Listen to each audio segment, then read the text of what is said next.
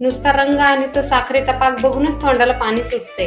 एकदम मऊ आणि तोंडात टाकताच विरघळणारा हा गरमागरम गुलाबजाम, खव्याचे गुलाबजामुन एकच नंबर होतात बघा। हातात घेतल्यानंतर हातात घेतात त्यातून रस खाली गळतोय, एवढे छान होतात ना, परफेक्ट होतात खव्याचे गुलाबजाम। तुम्ही नक्की करून बघा, ह्या पद्धतीने केले ना तर ते परफेक्टच होणार। त्यासाठी काय करायचं आहे, एक परात घ्यायची, त्यामध्ये पाव किलो खवा टाकायचा आहे। खव्याला चांगलं मळायचं आहे, व्यवस्थित मळून घ्यायचं आहे त्याला 2 ते 3 मिनिट। मळल्यानंतर त्यामध्ये 3 ते 4 चमचे गव्हाचं पीठ टाकायचं। इथे आपण मैदा वापरणार नाहीये, त्या जागी आपण गव्हाचं पीठ वापरणार आहे।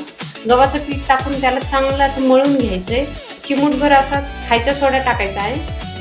सोडा टाकल्यानंतर परत त्याला मळून घ्यायचंय व्यवस्थित। आपल्याला साधारणतः 5 ते 7 मिनिटं चांगलं त्याला मळून घ्यायचंय। ते मळल्यानंतर काय करायचं, आपण ते साईडला ठेवूया, झाकण ठेवून त्याला 10 मिनिटासाठी साईडला ठेवायचंय।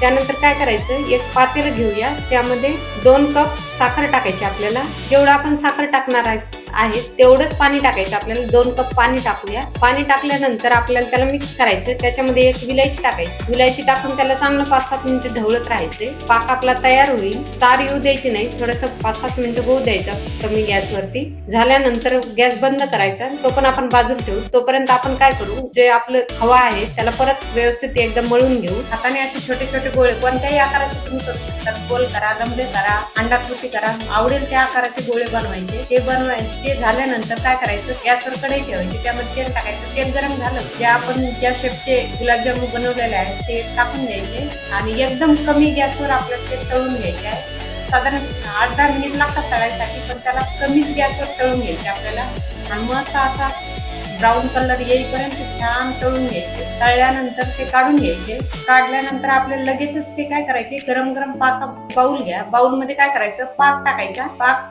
टाकल्यानंतर आपण जे गुलाबजाम तळलेले ते त्याच्यामध्ये टाकून द्यायचे आणि साधारण 15 ते 20 मिनिटासाठी ते बाजूला ठेवा आणि लगेचच सर्व करा, गरम गरम खाऊन घ्या। एवढे छान लागतात ना, पूर्ण आतपर्यंत त्याचा पाक गेलेला आहे आणि एवढे सुंदर लागतात ना, एकदम खव्याची टेस्ट येते त्याला। तुम्ही ह्या पद्धतीने नक्की करून बघा, तुम्हाला पण ते खूपच आवडते। जर तुम्हाला ही रेसिपी आवडली असेल तर लाईक आणि सबस्क्राईब करा। धन्यवाद।